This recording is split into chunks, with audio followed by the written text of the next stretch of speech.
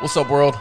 Welcome back to another episode of Just Grow It, the podcast. I'm your host, Big City Gardener, and today we are talking about secondary nutrients. For a garden to thrive, you need a combination of all different vital nutrients, right? That would be your macronutrients or your primary nutrients. It would be your secondary nutrients, and then it would be your micronutrients. If you remember in a previous episode, we talked about the macronutrients, and those are the nutrients that are needed in the greatest amount. These are also the nutrients that you notice on the front of all of your fertilizer packaging. Those are the three numbers, the NPK. If you need a little refresher on that, check out the episode about macronutrients. Next, we have the secondary nutrients.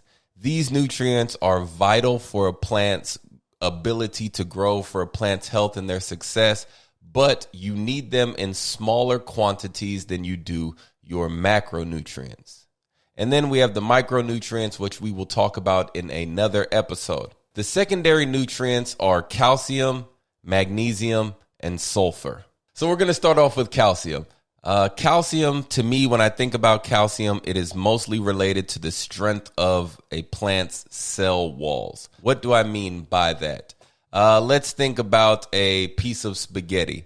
If your plant has rigid cell walls, then it should stand up tall and erect like a piece of uncooked spaghetti. A plant with weak walls will bend like a piece of cooked spaghetti. Now, one thing about calcium that I've noticed through my years of growing is that calcium deficiencies they're kind of rare whenever you're growing organically and with soil. But I have noticed calcium deficiencies are one of the first things to pop up whenever I am growing hydroponically or aquaponically. If you've ever grown a tomato or a pepper and your plant produced flowers and then the flowers just fell off, this is something known as blossom end rot. And blossom end rot is related to calcium deficiencies. One thing I know about calcium is that calcium is easily leached from the soil. So I've noticed that I have a higher chance of experiencing blossom end rot whenever I am growing in a container, as opposed to growing in any of my in-ground or raised beds. And that's just because, like I said, calcium is easily leached out the soil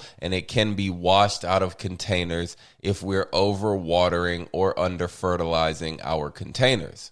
Another deficiency, or another way I notice that I have calcium deficiencies, is by the leaves.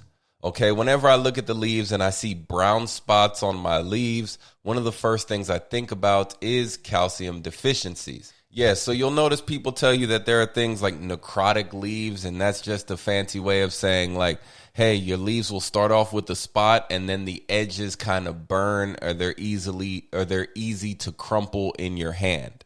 If I notice any of these issues that look similar to nutrient burn, but they are not, then my brain switches to, I think I may have a calcium deficiency. Now, what products can we use to address calcium deficiencies? Well, the number one thing I'm going to recommend to you is water-soluble calcium. That is a natural farming input that is made from eggshells. You extract the calcium with the use of brown rice vinegar. And once I started using it, I don't think that I've ever experienced blossom end rot again. It's an amazing product. The second secondary nutrient that we're going to talk about is magnesium. Now, magnesium, as well as iron and calcium, they are vital to photosynthesis. And we know that photosynthesis is the process where the plant takes the energy and the rays from the sun and they convert that into food. One thing I've noticed about magnesium is that magnesium kind of acts like a switch for a lot of other nutrients, or a lot of other plant nutrients. Anytime I've had magnesium deficiencies, it kind of seems like it starts there and then a lot of other issues start to develop with the plant. So like calcium, magnesium deficiencies are relatively rare whenever you're growing in soil. I notice magnesium deficiencies, like calcium deficiencies, a lot more whenever you're growing hydroponically or aquaponically or anything like that. Even though magnesium deficiencies are relatively rare, what's dope about it is that you are able to kind of tell a magnesium deficiency a lot easier, in my opinion, than other deficiencies. And why is that? That is because magnesium deficiencies tend to affect the lower leaves on the plant first. So with magnesium deficiency, we'll notice something called interveinal chlorosis. And all that really means is that the veins of your leaf are still green, but the remainder of your leaf is yellowing.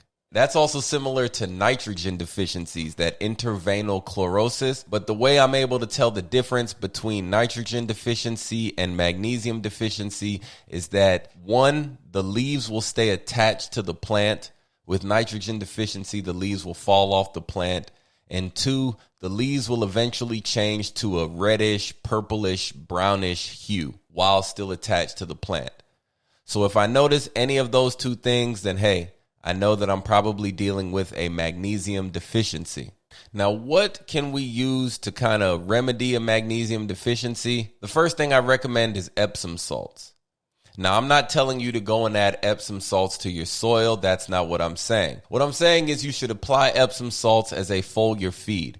So get some Epsom salts, maybe a teaspoon. It really depends on the size of the container that you are using.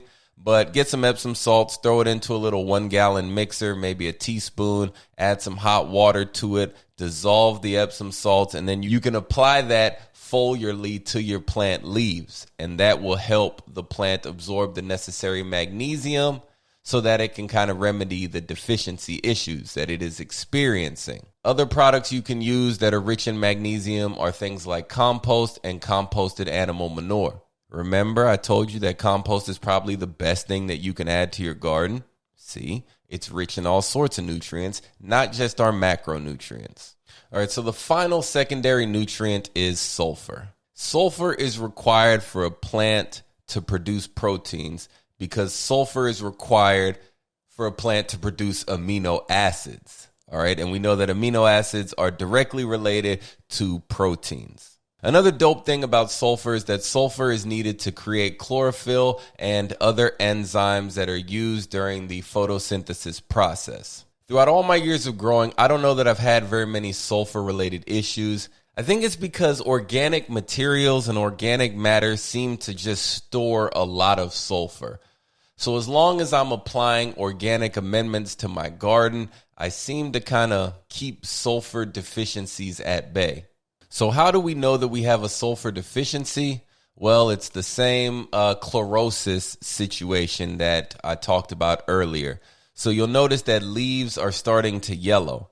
Now, this could also look like a nitrogen deficiency. And remember, this could even look like a magnesium deficiency. But how we know that it is a sulfur issue and not a magnesium or a nitrogen issue is that the chlorosis or the yellowing of the leaves will usually start on the new growth, while the other two, the magnesium deficiency and the nitrogen deficiency, that chlorosis or those problems first show themselves on our old growth. Now, if you're looking to remedy any sulfur deficiencies, your best bet is really just to apply more organics into your soil. So that could be in the form of compost, that could be earthworm castings. There's a long list of organic amendments that we can add to our soil. And like I said earlier, sulfur seems to store itself in organic amendments. So by simply growing organically, you're going to lower your chances of having any sulfur deficiencies or any sulfur issues. Now, the easiest way for us to never have any issues with any nutrient deficiencies is to make sure, one, we test our soil.